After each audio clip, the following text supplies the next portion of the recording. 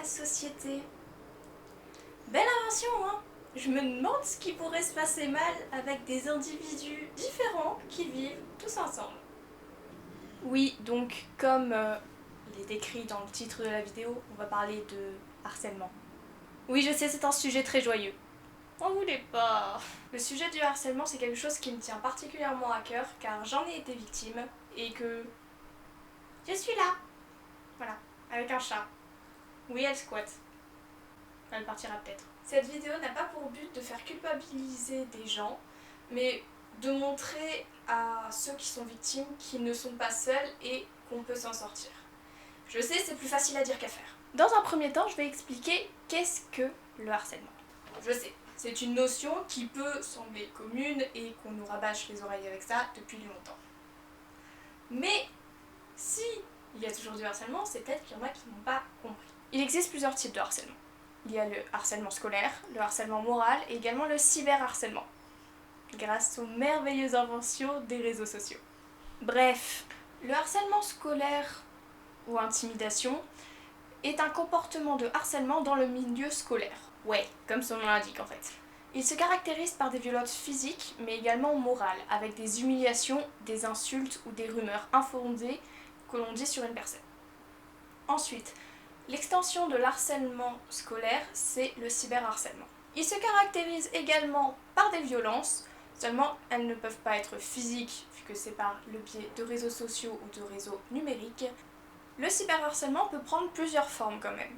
Il y a la création de faux profils, la diffusion de rumeurs infondées ou l'envoi de messages privés à la victime.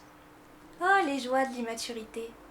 Mais ne croyez pas que ça touche uniquement les adolescents. Le dernier cas que j'ai évoqué plus tôt dans la vidéo est l'harcèlement moral. Le harcèlement moral est une conduite abusive qui, par des gestes, des paroles, un comportement, une attitude répétée, sert à dégrader la condition de vie de la victime ou même ses conditions de travail. Comme quoi, ceux qui disent « tu vas voir, en grandissant, ça ira mieux, les gens sont moins débiles », bah non en fait. Il n'y a aucun type de harcèlement plus grave que les autres, car ils ont tous le même but, c'est de blesser la victime.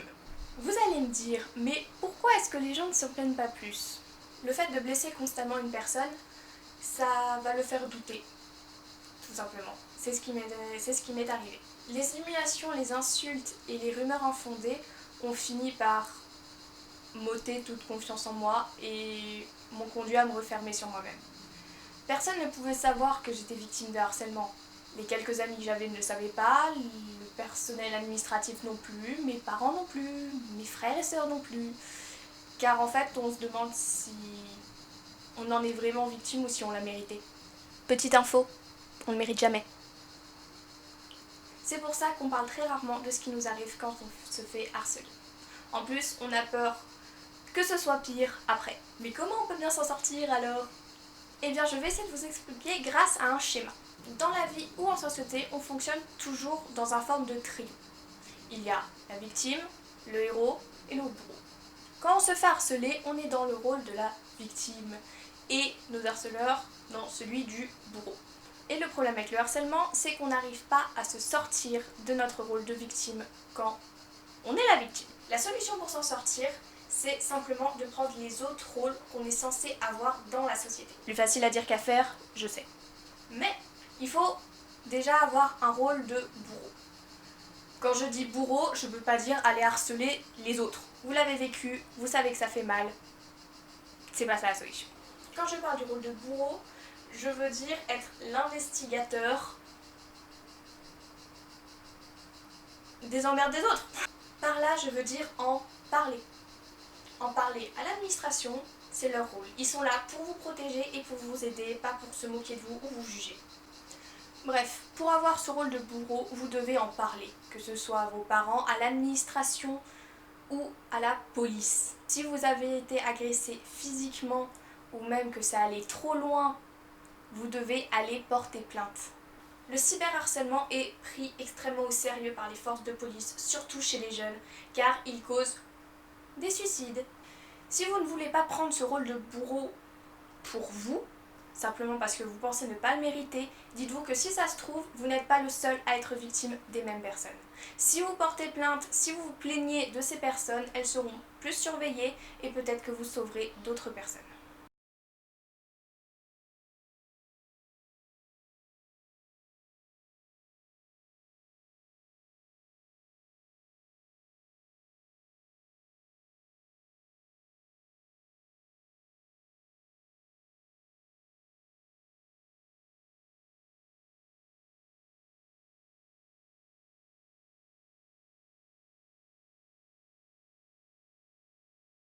Mais ensuite vient ce moment vicieux. Vous savez, ce moment où on se dit je vais pas en parler, sinon, ça va être 100 fois pire. C'est justement ce moment où il faut faire très attention de ne pas retomber dans le rôle de victime. À ce moment-là, vous devez prendre le rôle de héros, être votre propre héros. Plus facile à dire qu'à faire, je le sais encore. Mais commencez déjà à vivre pour vous et faites des choses qui vous plaisent à vous. Ne vous souciez pas du regard des autres. Vous les avez dénoncés, ils ont leurs problèmes, vous avez votre vie. Si vous avez du mal à rester dans ce rôle de héros, essayez de vous concentrer sur les personnes qui sont importantes pour vous. Vos vrais amis, votre famille qui compte sur vous et qui serait déchirée si vous arrivez vraiment à quelque chose. Devenir son propre héros est quelque chose de difficile. Personnellement, ce que j'ai fait, c'est que je me suis forgé justement cette carapace, je me suis teint les cheveux en rouge. Je me suis teint les cheveux en rouge à cette époque parce que je voulais avoir un signe de ras-le-bol. Cela signifiait, ça vous plaît, tant mieux, ça vous plaît pas, tant mieux aussi parce que moi comme ça je vous emmerderai un peu. En gros, vous devez devenir ce que vous voulez devenir. Et si ça se trouve, vous deviendrez le héros de quelqu'un, car certes, vous en avez bavé, mais vous avez su vous relever et vous en sortir. Je sais que cette vidéo ne va pas changer le monde, mais si elle aide au moins l'un d'entre vous, ça sera déjà une réussite pour moi. Bye!